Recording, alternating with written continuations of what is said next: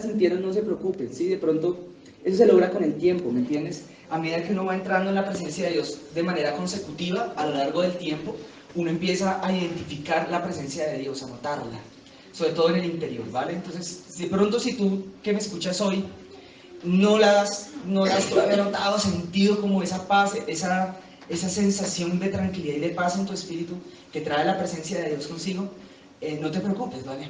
Eso viene con el tiempo, viene con la repetición de haber entrado constantemente al lugar de su presencia. ¿Escuchaste esto? Amén, ¿o no? Todavía está en el cielo. Bueno, Dios les bendiga. Yo ya estoy aquí siento libertad tremenda en este día. Quiero aprovechar para echar una puñita. Mi esposa mandó saludes. Bueno, la voy a echar ya que la voy a echar completa. Una vez he hecho una parte, hacerlo todo.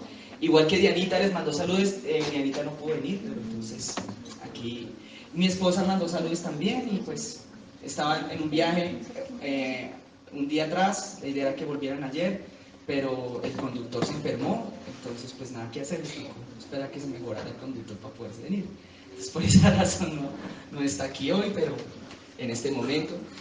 Bueno, vamos a la palabra. ¿Están listos? ¿Están listos? Houston. Quiero invitarlos, por favor.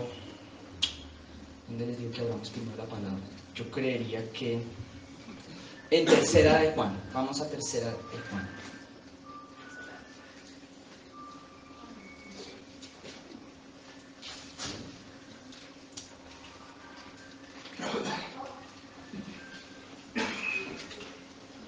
¿Cómo se pasa esto en español?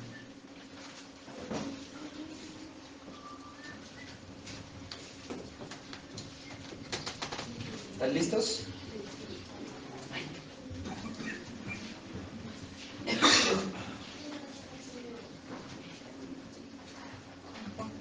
¿Listos? Que lo vayan contando porque déjame por ahí.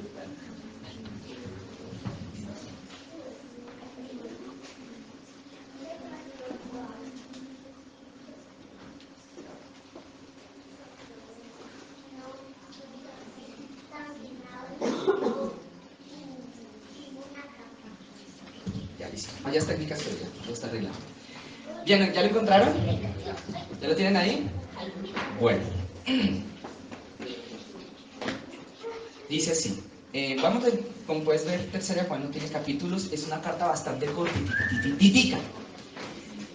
Si se dan cuenta, se puede leer en casi que de un solo vistazo. Y tal vez una de las razones por las cuales esta cartita tan cortica quedó escrita aquí en la Biblia, que es la palabra de Dios.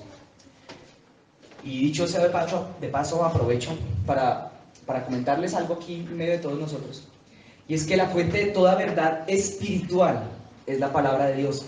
Ahora, la palabra de Dios, así también como algunos dicen por ahí, y me gusta ese dicho, es como el código legal del mundo espiritual. Es el código del espíritu. Es como hay un código civil, como hay una constitución que rige las normas y leyes para una nación, existe una constitución o un código legal que rige todas las normas y leyes que se mueven y dictamina cómo funciona en el mundo espiritual. Todas las cosas en el mundo espiritual están dictaminadas acerca de cómo estén expresadas en la Biblia, o en la palabra de Dios más bien. Porque si bien nosotros decimos que la Biblia es la palabra de Dios, y lo cual es cierto, eso es verdad, la palabra de Dios es un concepto un poco más amplio, más grande y más profundo.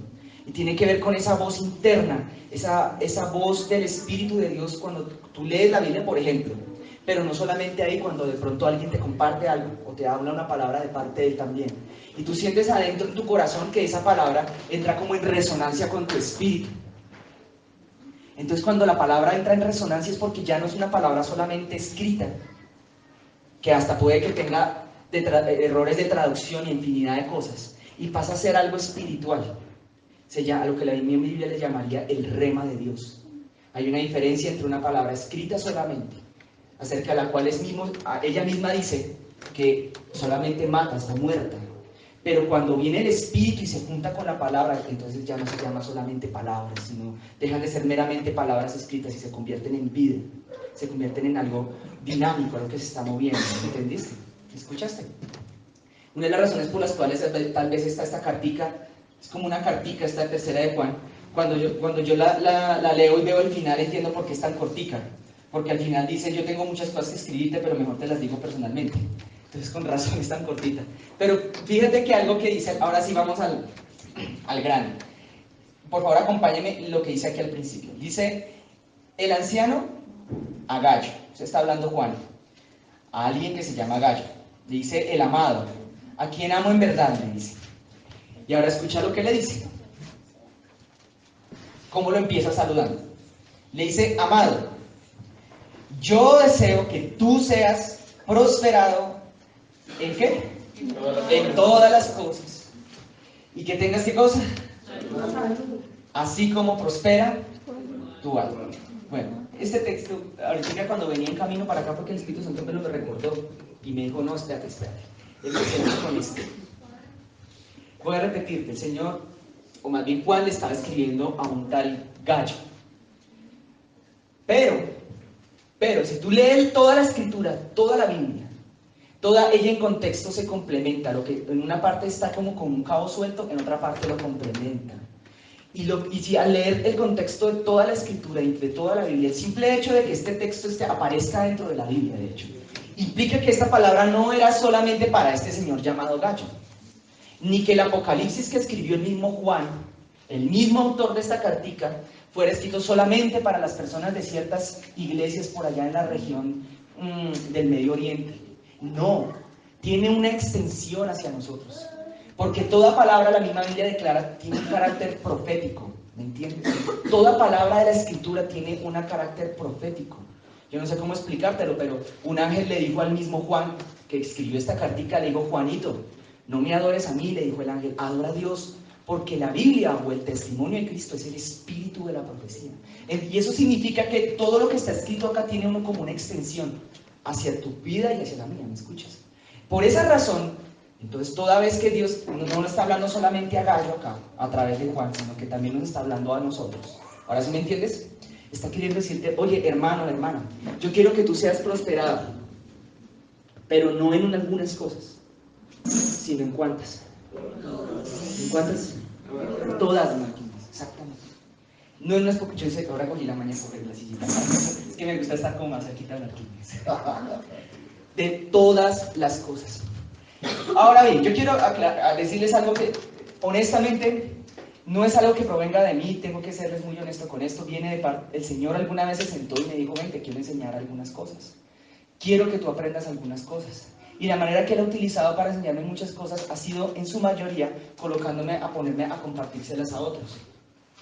Ahora bien, por esas razones que yo me considero acá también un alumno de estas cosas, y un aprendiz de estas cosas que estamos hablando el día de hoy. Por esa razón les pido, hermanos, como lo hago en este momento la claridad, porque no sé si se sospechan hacia dónde va el sermón del día de hoy, que no me miren tanto como alguien que está hablando una palabra que ha vivido durante muchos años, sino alguien que al igual que muchos de nosotros el día de hoy está aprendiendo a vivir también, ¿vale? La palabra aquí que estaba utilizando Juan, y estaba hablando a Gallo y a nosotros, es prosperidad. ¿Qué palabra está usando? Prosperidad, ¿sí se dan cuenta? Él estaba diciendo, quiero que prosperes en todas las cosas, no en algunas. Pero él deja como un misterio ahí al lado, y le dice, así como prospera tu alma, y que tengas ¿qué cosa? ¿Sí se dio cuenta que mencionó tres cosas? Si tú lees la Biblia, si tú la vas mirando, te das dando cuenta que las cosas no están ahí por azar, sobre todo cuando menciona tres cosas. Bíblicamente, los seres humanos estamos compuestos de tres partes principales. Desde el punto de vista espiritual, no físico, sino espiritual. Estamos compuestos de un cuerpo, pero también tenemos un espíritu, pero también tenemos un alma, una psiquis, dirían los psicólogos. Pero esa misma alma, a su vez, está compuesta también de tres partes. ¿Me explico, hermanos? No sé si se dan cuenta que hay un patrón ahí. ¿Sí lo vieron? El Señor quiere que nosotros seamos prosperados en nuestro cuerpo, pero también en nuestra alma y también en nuestro espíritu. Pero espere un momentito, todavía no se me emocione, no se me apresure todavía a sacar conclusiones. Alguna vez leyendo la palabra de Dios, el Señor me habló una vez. Y fue, en parte, les quiero compartir esto, yo ya lo he hecho antes, pero quiero ser insistente, me permito el día de hoy ser insistente con esto, Con mi esposa muchas veces nos preguntábamos por qué a mucha gente le iba demasiado bien en la vida, a pesar de que estaban demasiado mal con respecto a las cosas de Dios y con respecto a su conducta y con respecto a sus principios, porque les iba tan bien en la vida. Y quizás muchas veces, no sé, este tipo de cuestionamiento que nosotros nos hacíamos estaba basado en unos parámetros, pero no estábamos viendo la totalidad de la situación, porque creíamos equivocadamente. Ahora, no es que esté del todo equivocado, pero a veces hay un problema de perspectiva en creer que cuando a alguien le va bien es porque está siendo prosperado y que cuando a alguien le va mal, entonces no está siendo prosperado. Pero hay una historia de un hombre que se llamaba José. ¿Se acuerdan de José? ¿Sí se acuerdan de él? Sarita sí estaba pendiente de ese día. Gracias, Sarita. Y estaba José un día y Dios le da una visión a José. Dios le da un sueño. José no era en ese momento sino un muchachito, y lo curioso de esa historia es que José no era una persona que en ese momento hubiera interpretado su propio sueño, sino que se lo interpretaron los papás y los hermanos, porque llega José, Dios le revela el destino de él, le muestra los propósitos y los planes que él tenía para él, y le dice: estos son los planes que tengo contigo. Claro, se lo habló en un lenguaje espiritual, le mostró un sueño, vio un sol, vio una luna, creo que eran 2 sueños más bien, vio unas espigas que se inclinaban ante él, unas cosas todas bizarras. Entonces llega José y le cuenta al papá, a la mamá, a los hermanos, y los hermanitos, que ya le tenían harta envidia porque él los delataba y los vivía sapeando con los papás, lo malo que hacían, pues más furiosos se pusieron, porque los hermanos dijeron: ¿cómo así? Este señor viene, este jovencito, además de que es aquí nuestro delator delante de papá, que es el que nos echa el agua con papá cuando nos robamos las cosas de él o hacemos el trabajo mal, tras del hecho ahora va a venir a señorear sobre nosotros. Y los papás se escandalizaron, decía ahí en esa historia, se escandalizaron: ¿cómo así? Y resulta que a raíz de eso empieza a desenvolverse un nudo de una historia. ¿Sí la han visto alguna vez? ¿La han escuchado, cierto? Los que son más nuevos, ¿sí la han escuchado o no? No creo que hay necesidad de leerla, ¿cierto? Si no acabaríamos muy tarde.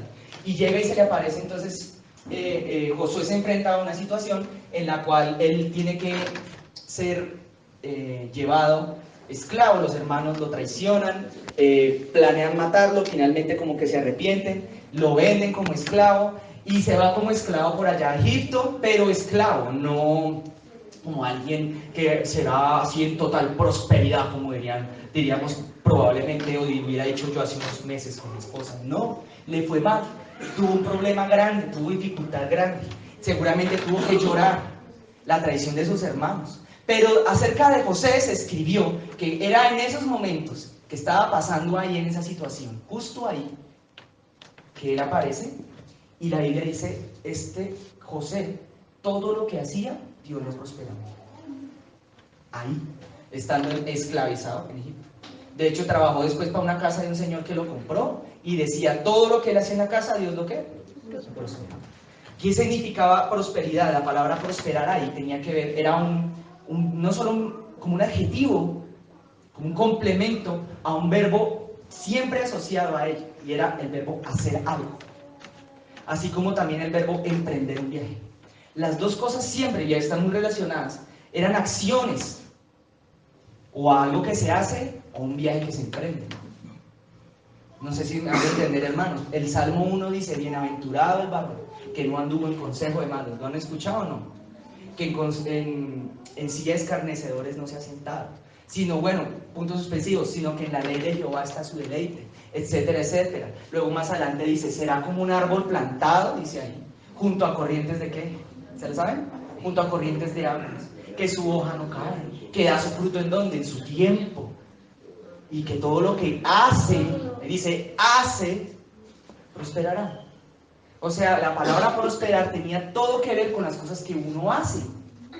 Y la falta de prosperidad tiene que ver con lo que uno deja de hacer. Entonces, de esa historia de José, ya la primera inferencia que podemos sacar, la primera conclusión que se puede sacar sin tener necesidad de leerla, pero quiero que saquemos más bien, es que a pesar de que él estaba en una cárcel, o a pesar de que estaba siendo traicionado por los hermanos, o estuviera por allá esclavo, no sé, aprisionado en algún lugar en una situación complicada, en una situación paupérrima, él era susceptible aún así de estar en prosperidad, porque decía que lo que él hacía, Dios lo prosperaba. Es algo que se hace con las manos. Había un tal Abraham, muchos años antes, que salió por allá de una ciudad que se llamaba Ur de los Caldeos, y Dios mismo le dijo que le iba a prosperar en su camino. le iba a prosperar en su viaje. Le dijo, vete para la tierra que te mostraré. ¿Me escucharon? ¿Me entienden, hermanos, esto? Lo que el Señor está queriendo como dar a entender. Entonces, tiene que ver no tanto con una condición, ni mucho menos solamente económica. Ello último es más bien como una consecuencia de lo espiritual.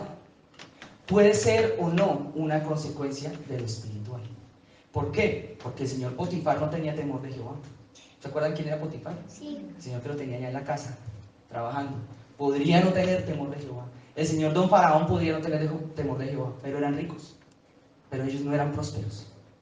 Porque la prosperidad tenía que ver con un viaje o con algo que se emprende, algo que se empieza a hacer y que Dios con un propósito que Dios da y el cual cuando se cumple, entonces se dice prosperé en esto. Lo logré. Significa, estaba acá en un lugar y llegué a este otro. Lo logré. ¿Me explico o no me explico, hermanos? Dios quiere que entonces, que si tú estás aquí, Él te da un propósito como se lo dio a Abraham, como se lo dio a José. A José se lo habló a través de un sueño, a Abraham se lo habló a través de una visión. A Pablo o a Juan se lo habló personalmente o en visiones. Quizás en el caso de Juan ellos hablaban de tú a tú con Jesús. Les daba propósitos para sus vidas.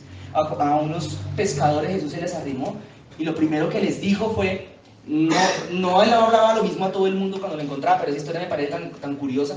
Habían unos pescadores y ni siquiera hola, buenos días, buenas tardes, no les dijo nada. Ni vengan, vamos a, no sé, al reino de los cielos. No, ni siquiera les habló de la salvación. A esos par de pescadores les dijo, vengan, les voy a dar propósito para sus vidas. Les tengo algo que hacer, mejor dicho, que es un sinónimo de eso. Tengo algo que hacer con ustedes, quiero que hagan algo. Ese algo de hacer es aquello que es susceptible de ser prosperado o no. Y en consecuencia, puede que tengas mucho dinero y riquezas, como le pasó a José al final de su vida cuando prosperó en su camino. O puede que no tengas mucho dinero y riquezas, pero que todo lo que haga a tus manos igual de todas maneras prosperó. Cuando estaba José por allá en la cárcel, trapeando seguramente, lavando el baño, ya echando churrusco, como será el baño en una cárcel por allá egipcia de 5000 antes de Cristo, es muy terrible, ¿no? Pero allá echando churrusco en el baño, ya decía la Biblia que él prosperaba en eso, estaba prosperando, ¿me entiendes? Tiene que ver con lo que hacemos. Ahora te voy a volver a repetir lo que dice, volver a repetir es una redundancia, pero igual la digo, lo que dice tercera de Juan, hermano, hermana, amado, el Señor quiere que tú seas prosperado en todas las cosas, pero de la misma manera como prospera primero tu alma y que tengas salud.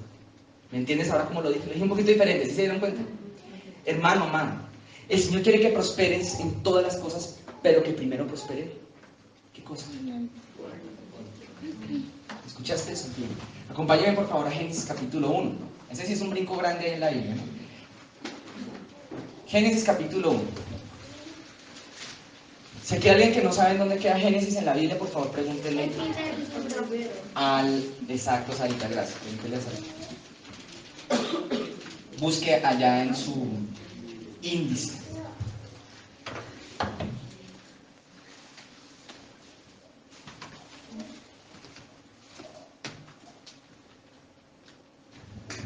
¿Ya lo tienen? Génesis 1. No hay pierde, ¿cierto? No hay pierde.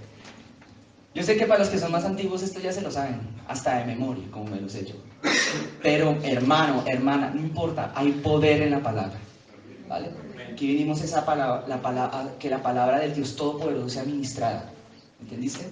Ahora presta atención a lo que dice Génesis capítulo 1, versículo 1 y 2. En el principio creó Dios los cielos y la tierra. Y la tierra estaba como desordenada y estaba como más vacía. Dice ahí seguido que las tinieblas estaban sobre la faz del ¿qué? Abismo. Y luego dice que el Espíritu con E mayúscula, el Espíritu de Dios se movía ¿sobre dónde? Ajá. Presta atención. Había una condición de la tierra en ese momento. Cuando tú leas Génesis, hermano, hermana, no seamos necios. Para aquellos, aprovecho de echarle un saludo aquí, una cuñita, a los que nos escuchan por allá por YouTube. Y digo nos escuchan y no nos ven porque pues hoy no hay muchas cámaras acá, pero hoy no está la cámara. Pero los que nos escuchan, un saludo. No seamos necios, hermanos, de pensar de que Génesis es un libro que revela el origen científico de la tierra. Eso es necedad y es aflicción de espíritu. El origen científico de la tierra no está expresado, o más bien quiero recapitular lo que acabo de decir. Génesis se centra, el espíritu del libro de Génesis es mostrar el principio espiritual de las cosas. Y del principio espiritual de las cosas luego viene el principio científico de las cosas. O dicho de otra manera, como diría la Biblia, todo lo que se ve fue creado a partir de lo que no se podía ver primero. ¿Me entienden o no, hermanos? ¿Sí me entienden qué es lo que estamos hablando? Dice así, de la manera que todas las cosas que se ven, todas las cosas que se ven fueron hechas a partir de las que no se veían. Y ese texto lo que quiere decir es que todo lo que vemos en el mundo físico y natural fue creado a partir de los sucesos que ocurrieron previamente, aunque previamente es un eufemismo, en el mundo espiritual, porque previamente en el mundo espiritual no hay tiempo, entonces es complicado decir previo o posterior, porque en el mundo espiritual el concepto de tiempo no hay, toda vez que el tiempo está ligado es a la materia y al espacio, o sea, a lo que fue creado. Y eso no lo digo yo, eso lo dijo un señor que se llamaba Alberto Einstein, que no puedo pronunciar bien, ¿cierto? ¿Cierto, Salis? Exactamente. Entonces, cuando tú leas Génesis, hay que entender es lo espiritual, es para que le saquemos lo espiritual, ¿vale? ¿Me entendieron? Yo no sé si la tierra, obviamente Dios creó todas las cosas, o sea, eso es para mí un principio espiritual. El cómo lo hizo es el trabajo de averiguarlo los astrónomos, ¿vale? Es el trabajo de ellos, pero no es el mío como interpreté la palabra de Dios, por eso yo no estudio astronomía, ¿vale? ¿Me entendieron, hermanos? El cómo lo hizo. Solamente sé que dice que en el principio, ahora sí saquemos lo espiritual de este texto. Dios creó, ¿qué? Los cielos y la tierra, dice ahí. Pero habla de la tierra. Quiero contarles algo que me parece muy especial.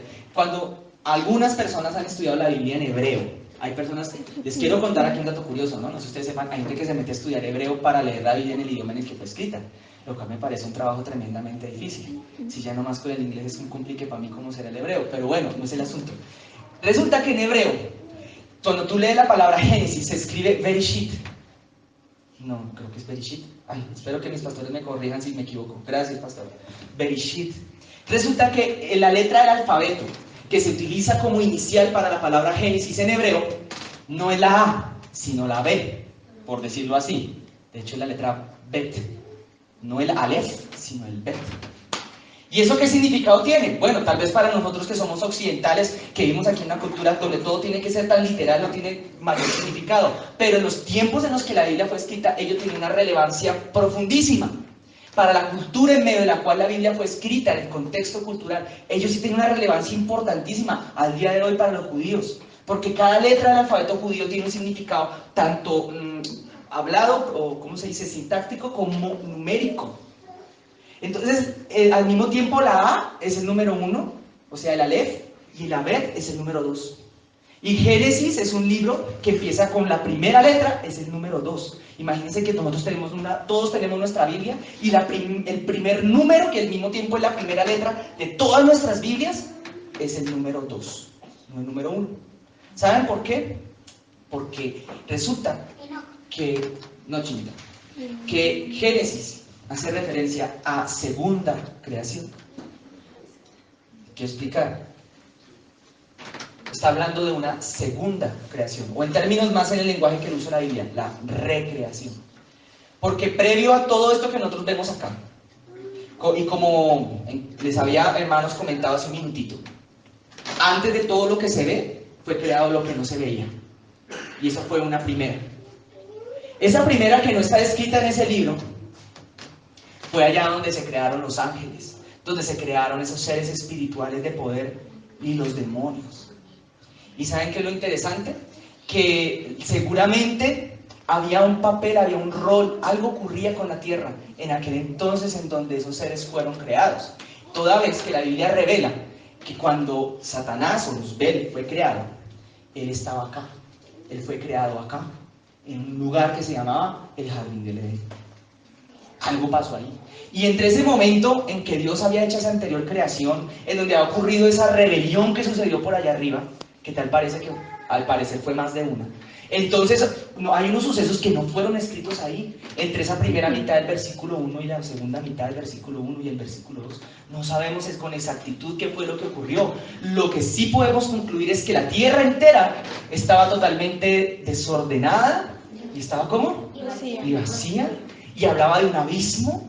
¿Se hicieron cuenta ahí? No solamente eso, habla de un abismo, no sé si lo vieron. Y dice que había tinieblas, de hecho. Pero dice que el Espíritu de Dios se movía sobre la faz de las aguas. Quiero comentarles ahora algo.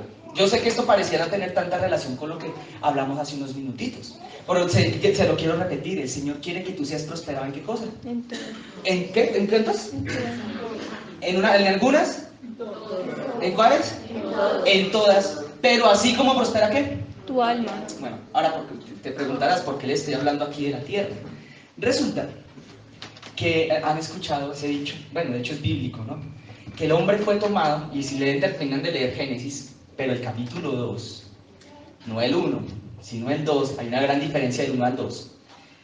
El ser humano ya existía en el capítulo 1, versículo 26, pero en el mundo espiritual.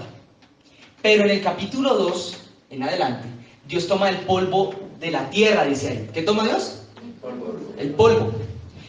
Ahí empieza ahí sí la creación ya no espiritual, sino la creación física, por decirlo así, del primer ser humano. Propiamente, bíblicamente hablando, ¿no?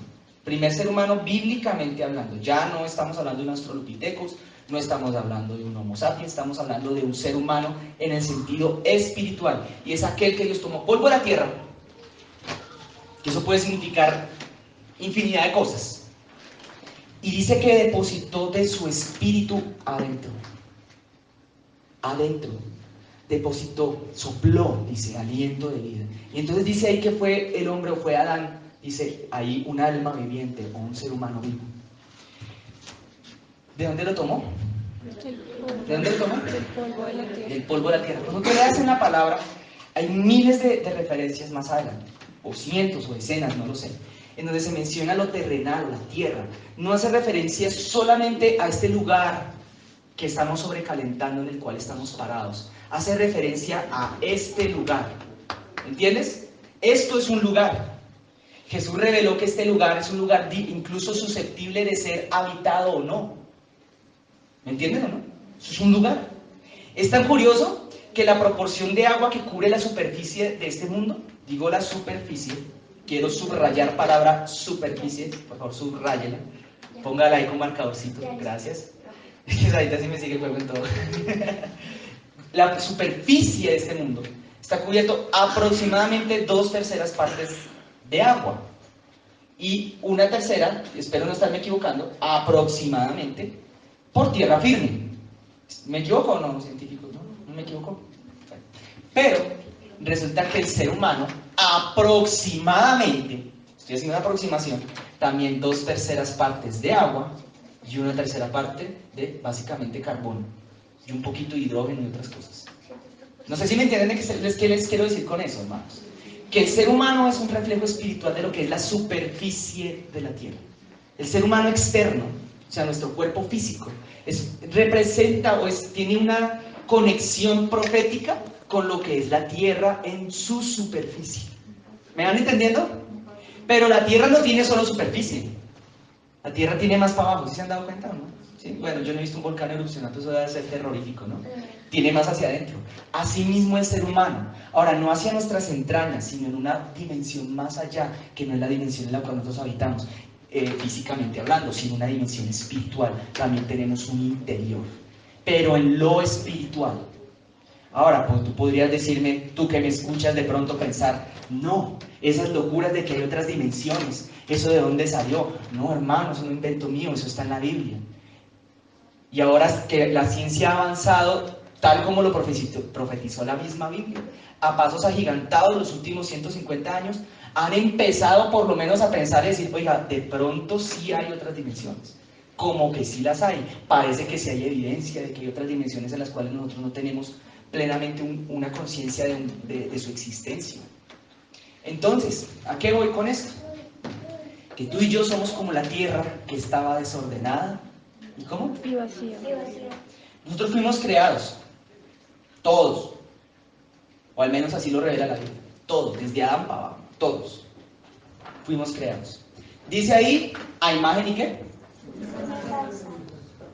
¿Cierto? Pero hay algo ahí, un punto curioso. Es que cuando Dios dijo esas palabras, que Dios creó al hombre a su imagen y su semejanza, El hombre todavía no lo había metido en un cuerpo parecido a nuestros lopitecos. En este cuerpo así de Homo sapiens no lo había metido. Entonces, ¿a qué era lo que era semejante el hombre entonces? ¿Cuál es la tal semejanza de Dios? ¿Son 2 orejas y 2 ojos? ¿Qué es eso? ¿No será más bien que a Dios lo han querido antropomorfizar? ¿Sí me permiten abusar del español? A Dios lo hemos querido antropomorfizar, pero la Biblia declara que Él es espíritu. Espíritu no tiene necesariamente una forma comprensible a los ojos del ser humano, necesariamente. Más he aquí que el espíritu sí se puede materializar, que es otra cosa. Todo lo físico viene de un material, es una materialización de algo espiritual. Entonces lo que sucede, a ver si me van contando, ¿está muy pesada la palabra o no? ¿Muy profunda o no? ¿La estamos cogiendo o sí? ¿Sí? ¿Estamos agarrando? Bueno, todo lo que viene de... yo empiezo a divagar de todo porque como me gusta hablar de todo un poquito. El mundo espiritual, Dios creó a Adán, pero luego lo hizo a su imagen y su semejanza, luego lo metió en un cuerpo. Que ese cuerpo ya no dice si es imagen y semejanza de Dios, ese cuerpo semejanza es al polvo de la tierra. Pero luego ese hombre y esa mujer cometen algo que la Biblia le llama pecado, que es básicamente traición, o son influenciados por un espíritu maligno. Y ese espíritu maligno imprime en ellos algunas de sus características. Y entonces de ahí viene la maldad que ha acompañado a la humanidad y a la creación desde sus orígenes hasta el día de hoy.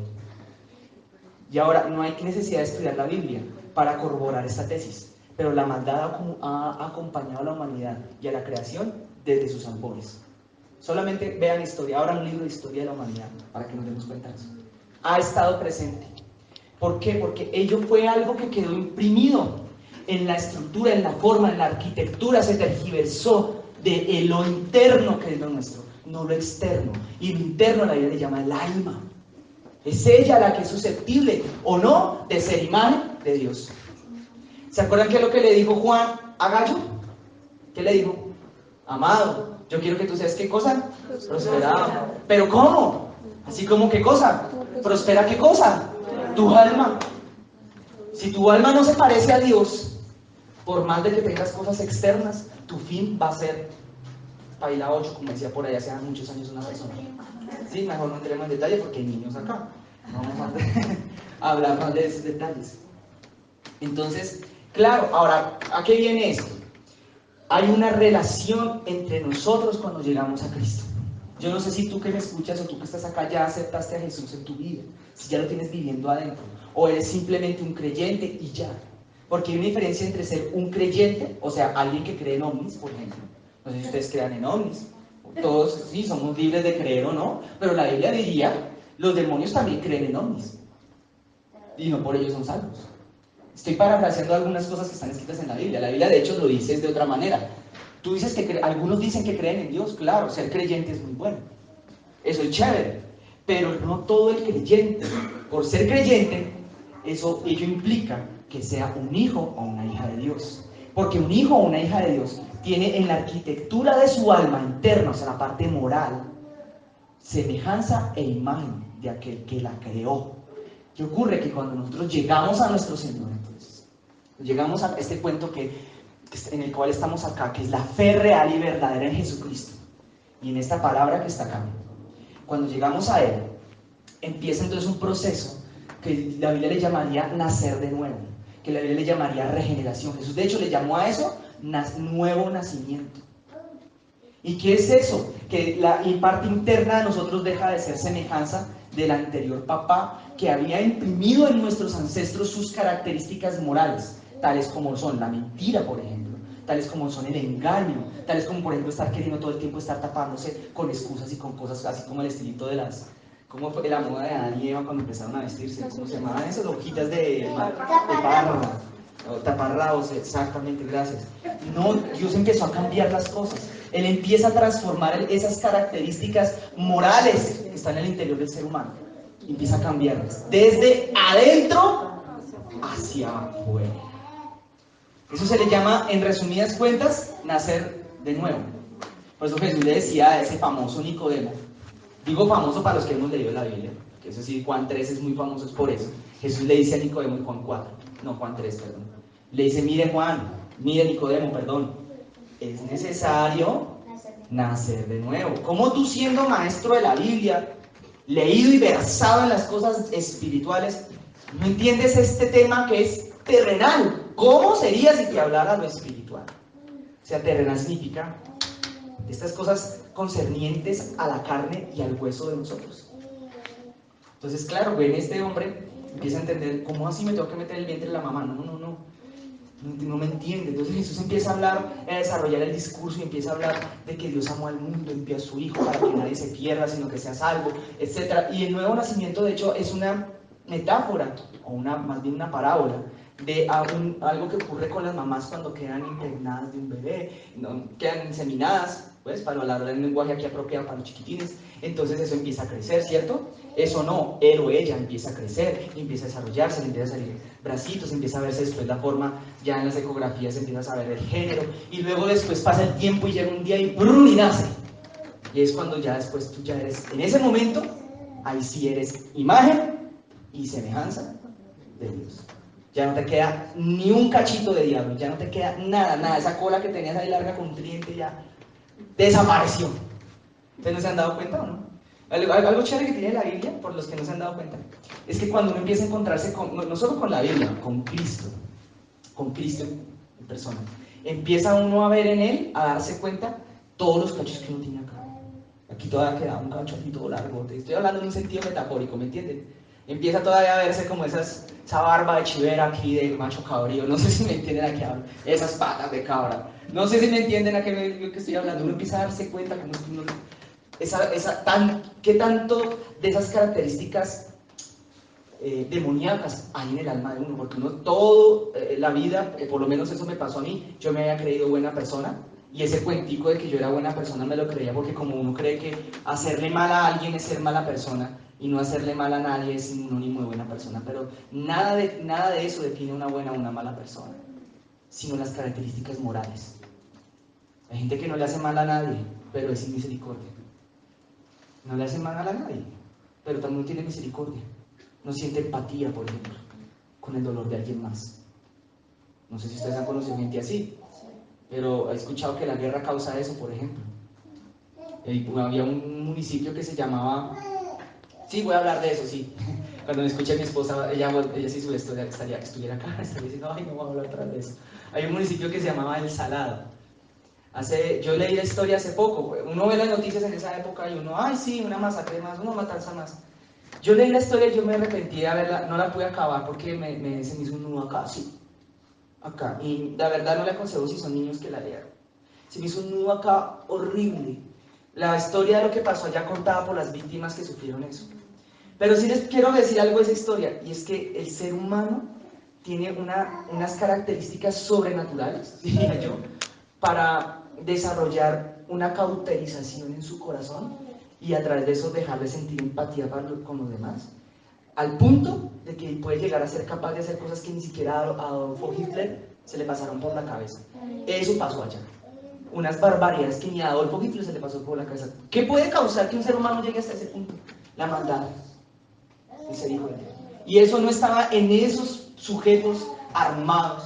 Eso no estaba solo en ellos que llegaron allá. Eso fue un proceso de algo que estaba adentro y se fue incubando y fue echando raíces y fue creciendo hasta que se formó. Se fue alimentando con odio, se fue alimentando con un discurso de odio, se fue alimentando con batalla, con cosas horribles, con ver sangre, hasta que llega un momento en que ya pierden toda capacidad de empatizar. Entonces la maldad sí la hay. Lo que pasa es que en unos está latente y en otros está más activa, pero la hay. ¿Me escuchan, hermano, o no? ¿Sí? Bueno. ¿Ustedes saben cuál es la diferencia hay entre nosotros y esos matones? Miren, no tanta como uno cree. Escúchenme, no tanta. Si a alguien le hubieran matado en los ojos a alguien que amara, un papá o una mamá, hermanos, si hay maldad en su corazón, tal vez cuando crezca probablemente vaya a ir a replicar lo mismo. Entonces bondad no hay en la tierra. Voy a tratar de no desviarme tanto del tema y vamos a terminar. Voy a volver a leer el texto ahora para poder desarrollar la idea. Y la tierra estaba ¿cómo? Desordenada y vacía. ¿Cómo estaba el alma del ser humano entonces cuando llega Cristo? Esperen que yo no los sentí tan convencidos. ¿Saben cómo llega el alma de un ser humano que verdaderamente se encuentra con Cristo? Tal vez no lo nota, tal vez no lo nota. Yo no lo notaba. Yo empecé a notar, eso fue después de que empecé a encontrarme con él, que el alma mía estaba desordenada y estaba vacía. Así tal cual como estaba la tierra, después de que había terminado, por decirlo de alguna manera, el reinado de Satanás sobre ella. Porque a él era a quien antes de Adán esta tierra le había sido entregada para que la juzgase, para que la gobernase sobre las aves del cielo y los peces del mar. Eso sí, ya estoy aquí yo suponiendo. Era aquel de quien estaba escrito ese ser, que estaba gobernando este lugar y que él nació en un lugar, en un sitio, en un jardín, que casualmente después nació Adán. Y que en ese jardín habían instrumentos de música preparados para él. Era ese ser. Entonces, claro, quedó todo desorden y queda al mismo tiempo desocupado. Quiero contarles que cuando tú lees este mismo texto en otras traducciones de la Biblia, hay unas que se llaman, por ejemplo, traducción nueva, traducción moderna, no sé qué nombre tienen, la traducción lenguaje actual. Bueno, eso es muy bueno, porque las traducciones de pronto dan amplitud en las interpretaciones, sobre todo las más nuevas, pero por tener amplitud sacrifican profundidad. En cambio, tú lees las más antiguas, tienen menos amplitud, o sea, son más difíciles de comprender, pero tienen mucha más profundidad. Entonces, no es bueno quedarse con una versión u otra de la Biblia, sino les aconsejo, ¿no? Aquí, como hablando de todo un poquito, que la leamos de a todas. Procuremos leer la palabra y busquemos más de una sola traducción para leerla. Si no entiendes algo en otra traducción de pronto se entiende un poquito mejor. ¿Me entienden, hermanos? Les quería contar que la palabra vacía, en una de las traducciones de la Biblia que encontré, también se tradujo, porque entenderán que en el hebreo hay palabras que significan, al pasarlas al español, más de una sola cosa. También significaba basura. Basura. Estaba desordenada y basura. Sucia. Si es que no sé cómo expresarlo. Estaba sucia. O sea, el término vacío también al mismo tiempo significaba que estaba como cochina, como sucia. Había desorden y había suciedad. Además de eso, había un abismo, ¿sí me entienden? ¿Sí me van siguiendo? Había un gran abismo, o sea, había un gran hueco que estaba sin llenarse. Había un vacío, como hablamos los cristianos, que estaba sin llenarse. En el caso de muchos, como me pasó a mí, era un vacío emocional, pero ese no es el caso más común. Hay vacíos de otras índoles, de muchas índoles, que la presencia de tales vacíos se puede evidenciar en la vida de un ser humano cuando ese ser humano a sí mismo se mira y se da cuenta que no tiene plenitud en su vida, o sea, que es infeliz. Es porque todavía hay una gran parte, tal vez, o pequeña o mediana, de ese gran abismo que está sin llenar. Pero ¿quién era el que estaba ahí llenando eso? ¿Sí lo leyeron o no? Ahí dice de alguien que estaba. El Espíritu Santo estaba ahí llenando, estaba ordenando. Eso ya no está explícito, pero está implícito en ese texto. Estaba llenando, estaba ordenando. ¿Entienden? Estaba limpiando. ¿Y qué tiene que ver la tierra con nosotros? Pues todo, es que estaba hablando en un lenguaje profético, estaba diciendo lo que se supone tiene que pasar con tu vida y con la mía. Que el Espíritu de Dios empieza a llenar, empieza a tapar el hueco, empieza a llenar aquello que estaba insatisfecho en tu vida. Y eso está comprobado. Todo aquel que trata de satisfacer su vida con algo, o sea, llegará a un punto en donde el alma se va a terminar otra vez, o finalmente sintiendo sed otra vez. La tierra pueden dar cuenta de ello. De hecho, hay índices de suicidio asociados a la riqueza, a las loterías. Suena extravagante, sí, pero sí, las riquezas no traen necesariamente. Son un elemento, listo, ¿es bueno? Sí, es muy buena, no lo voy a negar. Si Dios nos da la sabiduría para administrarlas, claro está. Y si no la tenemos, se vuelve un problema, ¿no? El otro día escuchaba un testimonio de una señora que se ganó un baloto. En este país el que se gana el baloto tiene que esconder la cara, no la puede dar, solamente le tergiversan la voz y empieza a hablar. Decía, yo no podía dormir, perdí la paz, decía, no podía dormir. No sé qué hacer, no sabía qué hacer, no sabía si invertir acá, invertir acá, invertir acá. No tenía ni idea, perdió una cantidad de inversiones, perdió plata, perdió cosas, por ahí terminó con una casa. Es más, no, para no ir muy lejos, no les quiero contar, yo conocí una persona, no se ganó el baloto, se ganó otra, pero era un reguero de plata. Era una persona que toda la vida decía, algún día me voy a ganar la lotería, algún día, pero era la persona más desordenada que había para manejar las finanzas. Y eso sí me constaba, porque viví un tiempito con esa persona, era cercana a mi familia. Cuando un día se la gana, de un día para el otro. Pues hermanos, ¿de qué cosa? Eso salió: carros, casas, para todo lado, paseos, de todo el rollo, todo el cuento. Pero el desorden estaba allí. Y como el desorden, estoy hablando, no el desorden externo, el desorden del corazón, el desorden del alma estaba ahí. Incluso el desorden en las cosas financieras estaba ahí todavía. Pues claro, ¿ustedes creen que le duró o no le duró? Hermanos, por más de que sean 4.000 millones de pesos el premio, el segundo por ahí de la Lotería de Boyacá. Hermanos, 3, 4 años estaba pidiendo plata prestada y vendiendo las cosas. Porque el secreto no estaba en lo material, el secreto era en lo espiritual. Ahora, ¿sí se entiende qué tiene que ver esto con lo que el Señor estaba hablando al principio? ¿Sí se entiende lo que el Señor le hablaba, o Juan le hablaba a Gallo? Miren, yo quiero que usted sea prosperado en todo, mi hermano, pero primero prospere el alma. Y la prosperidad del alma implica necesariamente que el Espíritu de Dios entra, ingresa y empieza a ordenar tu alma. Empieza a llenar lo que estaba vacío. Imagínense una persona con un vacío emocional así súper profundísimo, gigantesco, que después se le manifiesta, no sé, por ejemplo, en fijaciones orales, que es andar chupando dedo todo el tiempo, como lo fui yo cuando estaba chiquito, por ejemplo, y que va creciendo y esa fijación de oral se traduce después en el cigarrillo, y que tiene una necesidad de afecto gigantesca y se gane la lotería. ¿Sabe qué pasaría con esa persona? Hermano, se le va a ir allá, en las casas allá de esas de citas que hay por allá, que ustedes saben de qué estoy hablando, y en vicio. ¿Por qué? Porque el alma está desordenada. Entonces, ¿va a haber prosperidad o no? Pues no la va a haber, porque no es una prosperidad interna, o que venga desde lo interno hacia afuera, sino es simplemente una condición natural, o una eventualidad, algo fortuito que le sucedió en la natural. Y se acabó, y pare de contar. Pero cuando hay un orden, y esa es la palabra que el Señor quería pedirme esta mañana que les compartiera, y que me compartiera a mí mismo, claro está. Cuando hay un orden, internamente hablando, ahí empieza a llenarse las cosas. Cuando hay limpieza, internamente hablando, ahí entonces es donde empezamos a hablar espiritualmente de prosperidad, pero en un término ahora espiritual, no natural. ¿Me entienden o no me entienden? Imagínense, hay gente, y ya a mí me pasó, que no está preparada para recibir bendiciones económicas. Ustedes saben que eso aquí no es un tema que se hable todos los días, ¿cierto? En esta casa se habla mucho de arrepentimiento, no, mucho. Pero yo no sé si ustedes quieran ser bendecidos económicamente o no. Yo sí quiero que ustedes lo sean. La verdad, yo creo que es muy conveniente en este tiempo. Hermanos, no sé si ustedes se han dado cuenta, pero aquí para esta casa viene un avivamiento muy grande. Y un avivamiento no es que la iglesia se llene de gente. No, ello va a ser consecuencia. Y tal vez me atrevo a decir inevitable. Un avivamiento comienza desde adentro. Desde adentro. Por eso es necesario que seamos avivados nosotros. Esa es la promesa que está sobre esta casa. No sé si ustedes me están entendiendo. Así mismo funciona el tema de la prosperidad. Así funciona desde adentro. Es algo espiritual. Es algo de adentro. Les quiero compartir algo que una vez me enseñaron. Imagínense que hace un año hice un curso. Decía, bueno, curso que emprendimiento y que no sé qué. A mí me llamó la atención el curso. Y la verdad que sí le saqué mucho provecho. La verdad que sí me sirvió mucho.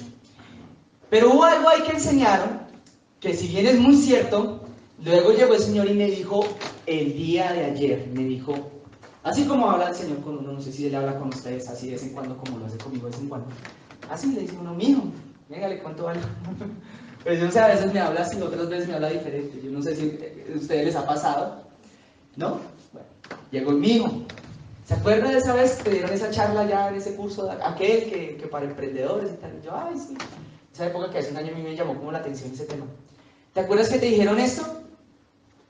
Yo sí, bueno, no era así, es diferente. Bien, les voy a explicar qué fue. Les voy a decir primero lo que me dijeron. Me dijeron que la vida de una persona, estábamos en una charla sobre cosas que no tenían nada que ver con la Biblia, nada espiritual, cosas netamente financieras y económicas. Y estaban diciendo, mire, la vida de una persona tiene como 4 o 5 áreas. Aquí está la familiar, nos pintaban como un cuadrito, como un pentágono. Aquí está lo familiar, aquí está lo económico, aquí está lo académico, aquí está lo espiritual. Y cuando tú tienes un equilibrio entre todas cuatro, no sé cuántas nombré, como cada, no sé si había más, entonces ese equilibrio va a hacer que haya plenitud en tu vida, que tu vida esté equilibrada y salga adelante. O sea, que le dediques el mismo tiempo a lo espiritual, pero el tiempo debido a lo espiritual, pero el tiempo debido a la familia, pero el tiempo debido a lo económico, pero el tiempo debido al trabajo y el tiempo debido al estudio. Hasta ese momento todo sonaba muy interesante, sonaba hasta bonito, incluso los cuadros tenían como una forma de uno diagramarlo, hay unas encuestas todas psicológicas, todas bonitas, entonces uno se le dedicaba poco a lo espiritual, el diagramita se declinaba para un lado, se volvía todo amorfo, entonces decían, no, tiene que ser así como un pentágono bien bonito y tal. Y él me dijo, no, me hablaba ayer, me dijo, mire, hay una verdad en eso, pero te quiero explicar cómo funciona, no es un esquema pentagonal, ni octagonal, ni triangular, ¿no? Es un esquema concéntrico. Yo, ¿cómo así? Sí, mijo, ¿se acuerdan? La palabra dice, el que hace estas palabras, dijo Jesús, el que oye mis palabras, dijo Jesús, y las cumple, lo haré semejante a un hombre que edificó su casa, ¿sobre qué? La roca. Y aquí Juan le estaba diciendo a Gallo, suena raro ese nombre, ¿no? Yo no puedo evitar decir la palabra, imaginarme un gallito, pero era el nombre que más le hacemos. En cambio, hay mujeres que le dicen chelo. Yo no sé si se imaginan un violonchelo, yo sí. Chelo. Gallo, yo quiero que tú prosperes en todo, pero primero que prospere tu alma. No sé si ustedes estaban prestando atención hace una hora, cuando empecé a hablar, no sé cuánto llevo. El ser humano, los que son nuevos, se los quiero preguntar más a los que son nuevos, ¿se compone de cuántas partes? 3. Ah, muy bien, los antiguos que sí respondieron. La más interna es el espíritu. Es aquella que no nos pertenece realmente. Eso pertenece a Dios. Pero viene alguien a vivir a nuestro interior, si es que tú ya lo aceptaste ahí. Y se llama el Espíritu Santo. Y Él empieza a moverse adentro, a limpiar, a echar escoba, a echar churrusco. Yo tenía por ahí el texto bíblico, pero no lo voy a buscar porque me demoro demasiado. Y llega Jesús y le dice a sus discípulos, discípulos, no se puede sacar de una casa a un hombre fuerte si primero no le atan. Tienen que atarlo. Está hablando de los demonios al interior de las personas. ¿Ustedes sabían que en el interior de ustedes habitaban demonios? No se los voy a poner más grave. ¿Ustedes saben que adentro de ustedes viven demonios? ¿Sí sabían? Ay, yo tan santo, no, hermano, yo no me las vengo a dar aquí nada que no soy. Dios me sigue limpiando y por el hecho de yo estar aquí hoy, compartiéndonos una palabra, eso no me hace más limpio que ninguno de los que estamos acá. La sangre de Cristo sí. ¿Me entiendes o no? La sangre de Jesús sí. Es por esa sangre que yo me puedo parar hoy aquí delante de ustedes y con la autoridad que Él me delegó, que Él me entregó, puedo hablarles. Por la sangre del Cordero de Dios, yo no soy más limpio aquí que ninguno de los que estamos acá. Es sí nuestro deber caminar en la vida con arrepentimiento, o sea, tener la voluntad de cambiar delante de nuestro Dios. Pero si el Señor le place hoy, o le placiera mañana, y levanta a Sarita y le da una palabra a Sarita para hablarle a todos nosotros, ¿qué tengo que hacer yo? Sentarme y juicioso escucharla, ¿o no? Si era una palabra profética a Sarita, ¿qué tengo que hacer yo? Sentarme y escuchar lo que el Señor tenga que decirme, ¿o no? ¿Ya que voy con esto? ¿Por qué me desvío tanto? Llega Jesús y dijo, no se puede atar un hombre fuerte. No se puede echar fuera si no se le ata. Pero el hombre fuerte sale de la casa. Y Jesús está hablando de nuestro ser. Sale de la casa y se va. Y dice que no haya descanso, no haya reposo, dice en esa historia. No haya reposo. Se encuentra todo el tiempo como desesperado, como angustiado, como atribulado, por decirlo así. Entonces se busca otros 7 peores, dice ahí. Y vuelve a la casa y regresa. Y dice ahí que cuando volvió, ¿saben cómo la encontró? ¿Desordenada? Ordenada. ¿Y cómo? ¿Sí se dan cuenta que Jesús estaba hablando en el lenguaje de Génesis capítulo 1? No sé si se dan cuenta. Él hablaba todo el tiempo con el lenguaje de la Biblia. Estaba limpia ahora, estaba organizada.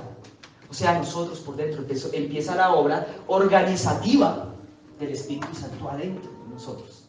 Por eso es que el cristianismo no tiene ningún sentido si no está el Espíritu Santo, hermanos. Jesús ya se fue, Jesús partió, ascendió, está vivo. Y los cristianos quedaron como, ay, no, ¿se acabó esto? Y Jesús dijo, no, esperen, no se ha acabado. Yo me voy, pero viene alguien, les conviene que yo me vaya. Porque cuando yo llegue allá arriba les voy a mandar a alguien más que me va a reemplazar y me va a representar. Eso significa ser becario, va a ser mi representante, va a ser el que va a hablar por mí. ¿Quién es ese aquel? Aquel que está dentro de ti y dentro de mí y que cuando estábamos cantando se estaba moviendo. ¿Sí se acuerdan de ese texto? El Espíritu se movía sobre las aguas. Que el Espíritu Santo, de ahí es de ese texto donde yo saco ese dicho tan trillado que tengo, que el Espíritu Santo es dinámico, porque dice que se mueve, Él no está quieto. El Espíritu Santo es creativo. La creatividad es una característica celestial, más que humana o más que terrenal. Yo he visto copetones que cantan, me sé el canto del copetón un poquito, pero el copetón al día de hoy no ha sido capaz de crear un canto diferente. Si bien los cantos sí pueden ir evolucionando a lo largo de muchas generaciones de copetones, pero un copetón por sí mismo deliberadamente no puede cambiar. Uno no puede hacer, no lo hace, no lo comprende, simplemente lo aprendió y en parte lo heredó. No son creativos, no se han dado cuenta que el ser humano sí lo es. ¿No se han fijado que el ser humano tiene algo singular y peculiar que lo diferencia del resto de las criaturas que habitan esta tierra? Eso tiene que ver con aquello que dice la palabra imagen y semejante. Entonces llega el Señor, el Espíritu Santo empieza a crear y empieza a ordenar. Él ama el orden. ¿Cuál es el orden que tiene que tener el alma? Voy a resumirlo muy rapidito, pero solamente quiero tocar este tema muy por encimita, así pincelando. El alma tiene, diría Freud, diría un tal Sigmund Freud, yo no sé por qué lo cito hoy tanto, pero diría que hay un consciente, hay un subconsciente, pero hay un inconsciente. La psiquis del ser humano es literalmente compleja porque está compuesta de varias partes. Así se define algo completo. Está completo, está ordenado. Cuando un ser humano está ordenado adentro, prospera. Cuando un ser humano está limpio, prospera. Cuando un ser humano está lleno, ¿qué pasa? Dígalo. Prospera. Prospera. Ya me vas entendiendo, ¿no? Que el alma entonces tiene, yo no voy a hablar en el lenguaje freudiano, voy a hablar en un lenguaje un poquito más secular, más acercado a nosotros. Hay una voluntad, que sería como, ahí yo hago una correlación que muy probablemente sea el inconsciente. Luego hay un intelecto o la conciencia, y abajo unas emociones o subconsciente o subconsciencia. Yo no quiero hacer la correlación demasiado dogmática entre los tres, pero presumo, aquí me atrevo a decirlo delante de ustedes, que esa es la correlación entre las tres cosas o las tres componentes del alma con la forma como los habló Freud. Hay entonces una voluntad. ¿Qué es la voluntad? A la Biblia de otras partes le llamaría quizás el corazón. Es en donde tú atesoras lo que amas y lo que deseas. Es el lugar en donde tú vas a guardar principios y valores, éticos o no éticos, porque también existen antiprincipios y antivalores. Ellos van en la voluntad. Cuando la voluntad gobierna sobre la parte intelectual o la parte consciente, entonces el alma está empezando a ordenarse, y no al revés. Cuando tus principios están por encima de tus razonamientos. Y asimismo, de la misma manera, tus razonamientos, tu alma está en orden cuando tus razonamientos y tus pensamientos lógicos están por encima de tus emociones y las controlan. Ahora un señor llamado Howard Gardner dijo, eso se llama inteligencia emocional. Pero aquí les digo que eso no es solamente emocional, se llama inteligencia espiritual. Si unimos esto de... El señor Howard Gardner era un psicólogo, solamente que me tocó hacer una exposición de él hace unos meses. O sea, aquí botó el dato, no es que ustedes tengan que saber quién es el señor Howard Gardner. Él habla de las inteligencias múltiples, pero no tiene que ver solamente con el intelecto. Hay una inteligencia que habla del señor que le llaman emocional. ¿Qué consiste ese cuento? ¿No han escuchado eso? Está de moda, de moda, de moda, pero eso fue escrito hace muchos años atrás. Es más, todavía es objeto de debate. Eso no se sabe si es cierto o no, simplemente es aceptada. Y ya, pero no es que esté corroborada del todo. Hay otros que dicen, no, eso no es verdad. Pero bueno, en fin, no voy a entrar en ese debate. Las emociones se sujetan a tus pensamientos. Entonces, ese orden, ¿quién lo genera? ¿Quién lo trae? ¿De dónde viene? Del Espíritu Santo. Hay un diseño para nosotros adentro. Y ese diseño, cuando viene el Espíritu Santo y se muda a vivir adentro de ti, Él empieza a reformar y a recomodar las cosas conforme a ese diseño. ¿Me entendieron o no me entendieron? Entonces, alguna vez algunos de ustedes les han dicho, probablemente su pareja, o de pronto sus papás, o sus hijos, es que yo soy así. ¿Alguna vez se lo han dicho? Es que yo soy alegón y soy gritón y soy así, yo soy patán porque yo soy así. ¿Se lo han dicho o no se lo han dicho? Bueno, pues yo le voy a decir que tal vez esa persona tenga algo de razón. Sí, tal vez así lo hizo. Pero cuando el Señor llega y se muda adentro y reconfigura la arquitectura, vuelve y acomoda las cosas conforme su diseño arquitectónico adentro de tu ser y pone en orden las cosas, tú ya nunca más vas a volver a ser así. Nunca más. Y vas a encontrar plenitud, vas a encontrar felicidad. Porque no hay mayor felicidad que ser aquello para lo cual te diseñaron que seas. Y por eso le contaba, mi esposa el otro día me acordaba y me decía, oiga, sí, yo de verdad yo no me acordaba esa vez. Me contaba ella que mi persona aquí presente hace muchos años, Dios me había dado una palabra para mí mismo. Fue la primera vez que Dios me dio la oportunidad de dar una palabra, de hecho en una iglesia. Fue hace varios años, muchos. Y esa palabra tenía que ver con lo que le estoy contando hoy. Yo creía que yo era un florero. No es ningún problema de esquizofrenia ni problemas de la personalidad, no estoy hablando en sentido metafórico. Yo me creía un florero. Estoy hablando metafóricamente. Yo me creía, voy a cambiar de metáfora. Yo me creía un carrito de balineras. ¿Sí? No sé si han visto los carritos de balineras, ¿sí? ¿Cómo se llaman? Yo me creía un carrito esperado. Y yo sí decía, pero tan raro, yo me siento incómodo haciendo esto que estoy haciendo. Siendo esto que yo soy. Porque no sé si hablo de cosas demasiado profundas lo que voy a decir o no, pero primero hay que ser y luego uno hace y ejecuta aquello que uno previamente es. Uno no puede hacer algo que uno primero no es. Por eso es que ustedes ya son alguien en la vida, niños. Ustedes ya son alguien en la vida. No hay que estudiar para ser alguien en la vida, ya lo son. El estudio es simplemente una consecuencia de tener esa conciencia de ya saber quién soy. Entonces yo me creía un carrito de esos, pero yo sí sentía unas alas que me estorbaban todo el tiempo. Yo sí sentía como unas garras que todo el tiempo me incomodaban. Ay, esa metáfora a mí está como loca, ¿no? Hagámoslo con burros y águilas, ¿listo?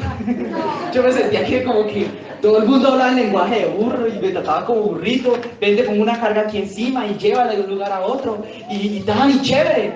Yo me daba cuenta que yo era como águila y los demás burros sí me decían, oye, tú eres como feo, ¿no? Tú eres como mal, tu rol de burro te sale mal, mano, que usted no carga nada. Y perezoso y flojo y vea cómo anda despacio, el más lento de todos. Yo no me estaba dando cuenta que yo era águila. Y por eso es que era infeliz. Hermano, yo no sé si aquí hay más águilas o no. Y uno que otro burro, no importa. ¿Ustedes creen que también es infeliz para un burro tratar de ser águila? Esa es mayor infelicidad, porque imagínense el burro ahí en el nido. Y la mamá, bueno, papi, vaya. Que se mata.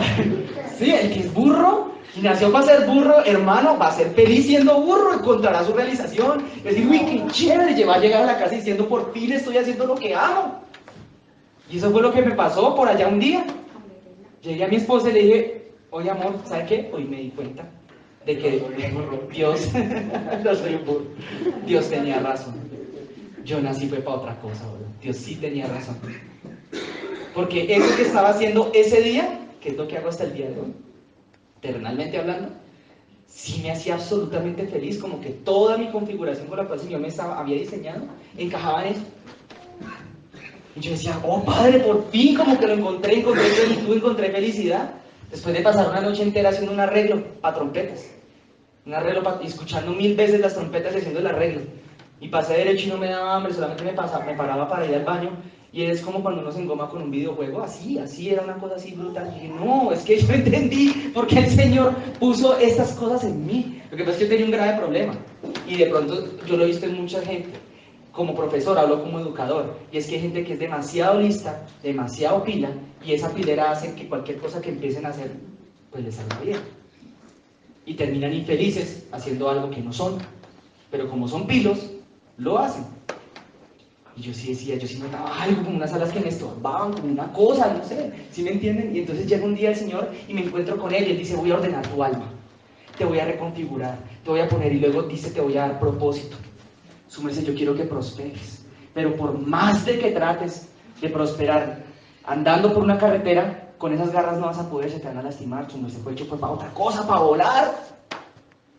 No sé si me hago entender. Y entonces no es a la manera ni haciendo lo que nosotros queremos en un momento u otro, sino aquello para lo cual nosotros fuimos creados, para lo cual nosotros fuimos diseñados.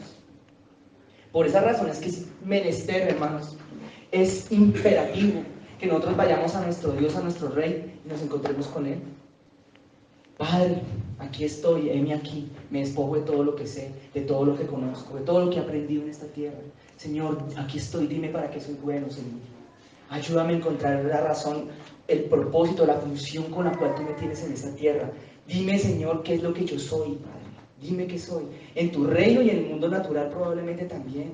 Porque yo tengo una función en el reino de los cielos igual que ustedes los que están hoy acá, incluidos Arquímedes, incluido Cecita.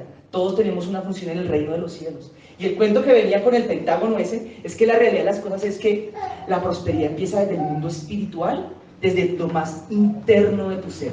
Y cuando el espíritu empieza a ordenar tu alma, entonces el alma empieza ¿a qué? A prosperar. ¿Cómo le pasó a don José? Don José empezó a prosperar desde adentro hacia afuera. Por eso él tenía el alma próspera. Por eso él hacía cualquier cosa y empezaba a florecer lo que él hacía. Porque estaba desde el espíritu y luego desde el alma. Desde lo más interno y luego un poquito más externo.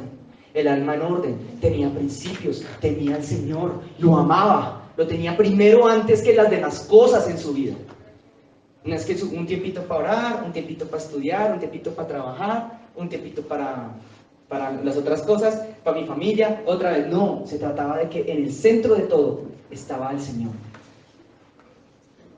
Entonces la prosperidad, ¿cómo comienza? Cuando el Señor está en el centro de tu vida. Yo sé que están cansaditos algunos, ya vamos a acabar. Está en el centro de tu vida. Cuando tú sacas al Espíritu Santo de adentro de tu vida y lo quitas, puede que quede todo lo demás. Puede que quede la parte física, puede que quede la parte laboral, quede la parte familiar. Pero tarde o temprano, eso y aquello se van a secar, se van a morir y se van a marchitar. Y tu vida se va a marchitar tarde o temprano. ¿Me escuchan, hermano, lo que les quiere decir el Señor? No se trata de que aquí está como en una balancita cada cosa en la vida. No, no es una balanza. Es en lo interno, el espíritu alimenta hacia lo externo, hacia el alma. Y luego hacia lo demás cosas, que ya son las cosas externas. ¿Me explico o no me explico? Ahora ya voy a terminar con una ilustración un poco, pues yo siempre suelo dar, yo no sé por qué soy como doy tantos ejemplos, anécdotas o cosas, pero pues no conozco otras anécdotas también como las mías. Yo tuve la oportunidad, algunos que me conocen hoy en día, yo estudio hoy en día, les quiero contar, ¿no? Por aquí tengo una conocida mía que me conoció estudiando todavía, ¿cierto? Ahora sí les saludo, pero ahorita, ay, a propósito, yo hablo de todo un poquito, ¿sí me dejan orar por ti? ¿Ahorita me dejan orar? Bueno, listo, pero no, así, ahorita hablamos, vale. Tenía que hacerlo. Pero yo estudio con personas ahorita que son como 18 años menores que yo. Y algunos dirán, uy, ¿cómo así? Su merced tiene 24, no, yo tengo más de 25 años. Un poco más. Un poco más. Mami, deja de mirar. Después le cuesta. Tengo un poco más de años. Pero no, yo ando con esa gente normal, relajados. Entonces un día nos poníamos a hablar con esas personas. Y les voy a compartir algo que me enseñó de pronto en ese momento algunos de mis compañeros, a varios. Yo les he compartido las cosas de Dios, de hecho, les cuento, empiezo contándoles que soy cristiano y a veces si me dan un poquito más de confianza les empiezo a contar parte de las cosas que Dios ha hecho en mi vida. Porque creo que compartir el Evangelio es importante, pero también es importante, como dijo el apóstol Pablo, que eso venga acompañado como de demostraciones de poder de Dios, o sea, como de un testimonio, como algunos decimos. Yo les cuento mi historia, las cosas que Dios maravillosas que ha hecho en mi vida. Y por ahí les empiezo a hablar del amor de Dios y esas cosas. Porque sí, algunas maravillosas ha hecho. Y a mí me pasaba una cosa toda loca, entonces yo les decía, ¿cómo así? ¿Usted por qué tan cucho? No me dicen así, tan mayor y todavía acá, bueno, pero ya va acabando la carrera. Y su merced quiso todos los otros años, y yo, no, mire, estudié esto, ¿cierto, Rosy? Estudié lo otro, estudié aquello, hice 3 antes de la que estoy haciendo, ninguna la acababa, o me pasaban cacharros todos locos, pasaban unas vainas que decía, pero ¿qué pasó acá? Como que uno estuviera nadando en contra de la corriente. Y yo decía, pero ¿qué pasaba? ¿Qué pasaba? Llevaba años trabajando y teniendo una vida laboral en aquello que estoy estudiando hoy. Llevaba muchos años también. Yo decía, qué cosa tan rara. Y entonces el Señor me explicaba también y me mostraba cómo estaba mi alma. Él me tuvo un tiempo así como quietico. Antes de volverme a dar la oportunidad de terminar la carrera, ahora sí. Me tuvo como quietico. ¿Por qué? Porque mi alma estaba desordenada y vacía. Yo salí del colegio, bueno, igual que como sale mucha gente del colegio, todo entusiasta, todo chévere. Me metí a estudiar Y yo no sé si ustedes crean o no, pero créanlo, ¿no? Yo tenía las capacidades para acabarlo, ¿cierto? Tenía las capacidades, pero intelectualmente hablando. Pero en la parte moral, el Señor me reveló después, me dijo, mire, mi hijo, lo que le pasó. Su merced tenía el alma desordenada, y esa falta de orden era lo que causaba que tú no prosperaras en todo aquello que entendías, porque estaba desordenada. Entonces, ¿qué ocurría? Un día simplemente estaba desanimado porque pusieron una nota que no me pareció, entonces al día siguiente me dio pereza hacer el trabajo para otra materia. Y como me dio para el trabajo de otra materia, entonces el siguiente día me dio pereza levantarme un poco más temprano. Entonces como llegué tarde no me dejaron entrar a la clase, entonces mi alma empezaba a desordenarse. Por ejemplo, yo era una persona que me desmotivaba con facilidad. No sé si a alguno de ustedes les ha pasado. Yo me desmotivaba con facilidad. Veía el problema, ya. Resulta que un día después no miré una cartelera, después resulta que perdí por fallas, ¿cierto? Y luego me pasó de todo, y luego lo otro, y luego llegó la otra carrera, y luego lo otro, y luego aquello, y yo, pero Dios mío, y eso oraban por mí, porque en esa época yo empecé a asistir al Evangelio, y eso me pegaba en la mano, y fuera esos demonios, y fuera el nombre de Jesús, y no en nombre de Jesús, y terminarás y estudiarás, y eso me daban hasta palmas, me echaban fuera los demonios de bajo rendimiento académico, me echaban fuera y dale, y yo estudiaba, y me iba 1 o 2 semestres bien, y luego, yo fuera del rollo, fácil, el alma mía estaba en desorden, no tenía principios todavía establecidos en mi vida, o si los tenía, ellos no se sujetaban apropiadamente, o más bien, no estaban en control, en el orden que debían que estaban, eres arriba. Entonces mi intelecto pensaba cosas, pensaba ya, mis emociones controlaban mi intelecto, mis emociones mandaban sobre mis principios, entonces un día simplemente no se levantaba porque tenía pereza. Una época viví solo. Entonces eso era un rollo, hermanos. ¿Por qué? Porque el Señor entonces llega un día y me dice, mijo, usted está así y así, ¿por qué? Usted cuando estaba chiquitico le pasó esto. Cuando usted estaba más grandito le pasó lo otro. Cuando usted tenía cierta edad, su papá le dio una palmada, le dio una cachetada por no saberse la tabla del 7. ¿Se acuerda, mijo? Yo sí, todavía no me la sé, pero no importa. No me la sé. No te preocupes, eso no es indispensable para estudiar matemáticas. Tú no te tienes que saber las tablas. Sí tienes que saber calcularlas, pero no sabérselas de memoria necesariamente. Pero no, pilas, los que estén por ahí en tercero o cuarto de primaria, si no se aprenden las tablas, ya saben que la mamá, ¿cierto? Entonces, hermanos, ¿qué fue lo que sucedió entonces? Termino y concluyo esta historia. Sí, me toca poner un ejemplo mío el día de hoy. Espíritu Santo llegó después a mi vida y empecé a nacer de nuevo. Empecé a nacer de nuevo. No, nacer de nuevo no es decir, Señor, te acepto en mi corazón, amén. Nací de nuevo. No, eso no es. Eso se llama aceptar a Cristo con la boca. Y ni siquiera con el corazón, porque eso no hay cómo saberlo sino uno mismo. Pero, cuando Él se muda a vivir adentro, empieza el proceso del nuevo nacimiento. Se muda adentro. Y yo empecé a nacer, el Señor empezó a ordenar mis emociones, a ordenar mis pensamientos y a colocar principios. Cuando ellos llegaron a mi vida, fue cuando realmente empecé a sentir que mi vida empezó a prosperar. Fue ahí. Entonces, ya cuando empecé a sentir eso, el Señor un día sí me dijo, listo, mijo, ahora sí empezó a prosperar tu alma. Ahora sí te voy a enseñar educación financiera. Pero sí, a veces Él habla así conmigo, ahora sí te voy a enseñar. ¿Ya me entiendes por qué mi hijo antes no te ha bendecido? Si es porque no andas en Mercedes-Benz ni BMW, mijo. No es que yo anhelo un Mercedes-Benz, pero el asunto es que, ¿para qué lo quiero yo? Sí, si lo quiero para ir, no sé, al barrio Santa Fe, probablemente le voy a pedir al Señor un Renault, no un Mercedes. Pero las cosas, hablando aquí de todo un poquitico, se definen más que todo por el propósito con el cual el Señor las dé, ¿vale? No por lo suntuosas o presuntuosas que puedan llegar a parecer. Solamente es un ejemplo. Si me dijo, mi hijo, mire, sus problemas económicos, sus problemas académicos, todas esas cosas venían porque primero no habías aprendido a prosperar en el alma. Cuando prospere tu alma, las demás cosas, entonces ahí sí yo voy a coger y voy a decir, sí, mi hijo, ¿sabes qué? Estás listo, tenga. Y Él no te va a decir, tome un carro, Él no te va a decir, tome una casa, no te va a decir, tome un viaje o tome un edificio, no. Él te va a decir, tome este propósito. Tenga esta función, sírvame acá, haga esto en esta tierra. A algunos de los que estamos acá, el Señor dijo un día, hace mucho rato, lo dijo y no a través de mi boca, que sí les iba a dar una bendición económica, literalmente, grande, potente. Pero no todos hemos o han sido llamados a eso quizás, no sé si estoy en ese grupo, pero sí una bendición grande y potente para ayudar a sostener esta obra. No sé cómo lo va a hacer ni por qué. Señor alguna vez lo habló, dijo, es más, algunos está levantando como de pronto como en la parte de los negocios, no de pronto en la parte laboral. De pronto alguno les va a poner el mismo espíritu, cosas como para trabajar en eso. ¿Me escucharon, hermanos? De pronto no es para todos, pero yo no quiero que el Señor no quiere que nos despertemos la codicia con esto, sino que encontremos propósitos. Los propósitos, razones, cosas, no sé cómo explicarlo, pero hay una persona que se hizo rica porque dijo, oiga, voy a juntar este reproductor de música con un teléfono y un navegador de internet. Y se hizo rico. Punto. Sacó la quiebra una empresa. No sé si ustedes saben de qué estoy hablando, pero yo no quiero entrar aquí en explicar cosas que están por fuera de la Biblia en exceso. Pero lo que les quiero decir es que las personas, la prosperidad de Dios tiene que ver con emprender un camino o un viaje, bien sea literalmente o bien sea espiritualmente, y alcanzar ese destino. ¿Me explico, hermanos, o no me explico? No se trata de adquirir dinero. El dinero, por su propia definición, es un medio.